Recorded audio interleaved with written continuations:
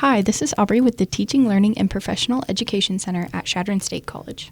Today, I will be showing you an example of how to use AI and prompt engineering to create a lesson plan. For this tutorial, I will be using the example of teaching the scientific method at the college level. Please feel free to replace this example with a concept and learning level of your own.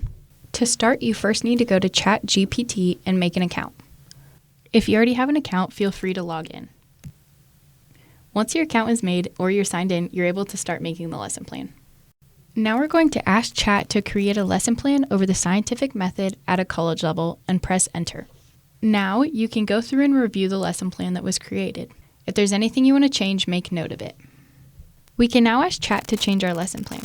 In this example, we only want the lesson plan to take 50 minutes and not have an assignment, so we can type that into the search bar and press enter. Once I have made my adjustments to the lesson plan and have it how I like it, I can copy and paste it wherever I need. If I change my mind, I can also ask ChatGPT to create an assignment based on the lesson plan and create a rubric to grade that assignment. This was a brief overview of using AI and prompt engineering to create a lesson plan for a class. I hope you enjoyed this video, and if you have any questions, please reach out to TLPEC in the ways outlined in the video.